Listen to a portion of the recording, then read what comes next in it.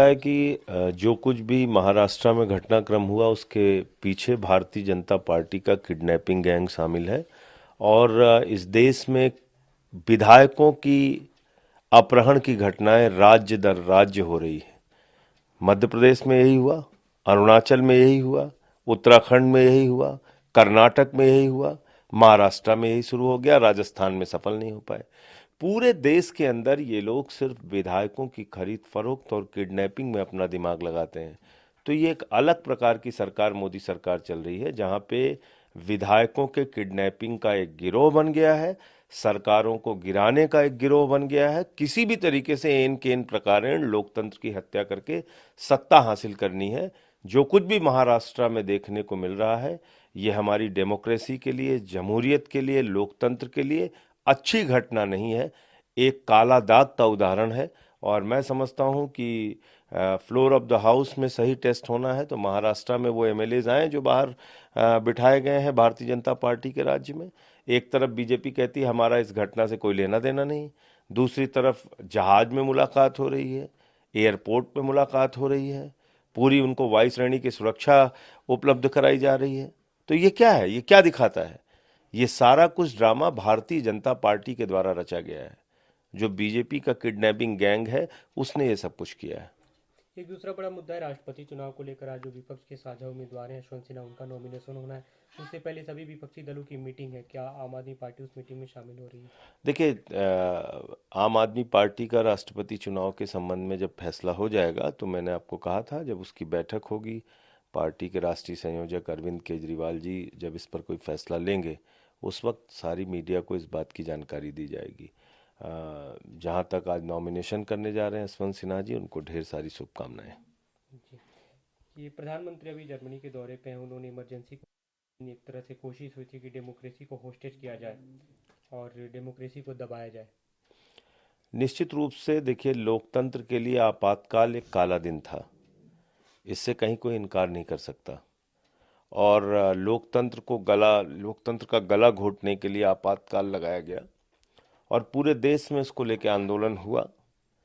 2 साल के अंदर उस समय की तत्कालीन प्रधानमंत्री इंदिरा गांधी की सत्ता से हाथ धोना पड़ा। पूरे देश में कांग्रेस पार्टी का सफाया हुआ। आज कमोवेश ऐसे ही हालात पैदा किए जा रहे हैं। सरकारों को गिराना आपातकाल की स्थिति है, जुडिशरी को, जांच एजेंसियों को प्रभावित करना, अपने हिसाब से विपक्षियों को प्रताड़ित करना, उन पे मुकदमे लगाना, उनको उनको जेल भेजना, ये सब कहीं ना कहीं आपातकाल की घटना की याद दिलाती है। हमारी सेना को कमजोर करना, अग्निवीर योजना भारत की सेना और भारत माता की रक्षा को कमजोर करने की मोदी सरकार की एक कोशिश है। तो ये जो परिस्थितियां देश में पैदा हुई हैं, लाखों करोड़ रुपए की बैंकों से लूट होना जिसमें मोदी जी के करीबी मित्रों का नाम है, तो ये हमारे देश के अंदर ऐसी ही आपातकाल की स्थिति पैदा हो रही है। आर्थिक संकट, बेरोजगारी का संकट, किसानों का संकट, माताओं बहनों की सुरक्षा का संकट, महंगाई का संकट, कई प्रकार के संकट से ये देश इस वक्त जूझ रहा है। और इस सबसे ऊपर जांच एजेंसियों और जुडिशरी का जिस प्रकार से दुरुपयोग मोदी जी की सरकार कर रही है, मुझे लगता है उनको आपातकाल के ऊपर बात करने का कोई हक नहीं है। जी। कल लोकसभा उपचुनाव थी, लेकिन संगरूर लोकसभा चुनाव आप लोग उपचुनाव हार गए। वहाँ पे जो सिमरनजीत सिंह मान की जीत हुई और उन्होंने इसे भिंडरा वाले को एक तरह से समर्पित किया कि उनकी जीत है, उनकी टीचिंग्स की जीत है। देखिए, मैं आपको ये कहना चाहूँगा कि अ, दिल्ली का चुनाव सीधे पार्टी के बीच में था। भाजपा लड़ रही थी, भाजपा बड़े बड़े दावे कर रही थी, 40 से ज़्यादा उनके स्टार प्रचारक थे, जांच एजेंसियों का दुरुपयोग किया गया हमारे खिलाफ। एमसीडी चुनाव से भाग गए थे और कह रहे थे कि राजेंद्र नगर के नतीजे तय करेंगे कि हम एमसीडी चुनाव में जाएंगे। तो अब आए बीजेपी भी एमसीडी चुनाव में। दिल्ली की जनता ने, राजेंद्र नगर की जनता ने यह साबित कर दिया कि वो केजरीवाल जी के मॉडल के साथ है। शिक्षा, स्वास्थ्य, बिजली, पानी पे जो अनुकरणीय काम केजरीवाल जी ने किया है उसके साथ है। तो मुझे लगता है कि राजेंद्र नगर ने पूरे देश को एक संदेश दिया है कि दिल्ली अभी भी आम आदमी पार्टी और केजरीवाल जी के साथ है। पूरे देश और दुनिया को एक मॉडल हम दे रहे हैं। दुर्गेश पाठक की एक भारी जीत हुई है। एक मेहनती कार्यकर्ता से लेकर आज विधायक तक का सफर उन्होंने तय किया है। इसके लिए उनको शुभकामनाएं हैं।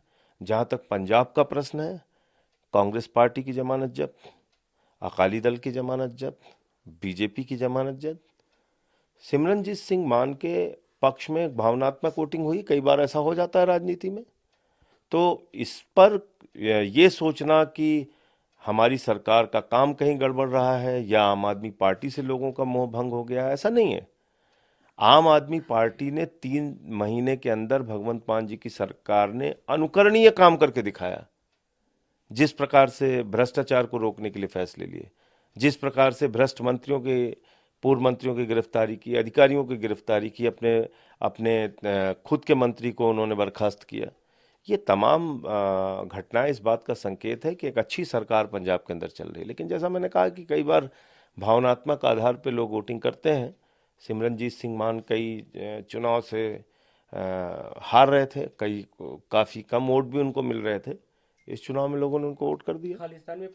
पंजाब में खालिस्तान को लेकर चिंता व्यक्त की जाती रही है। ऐसे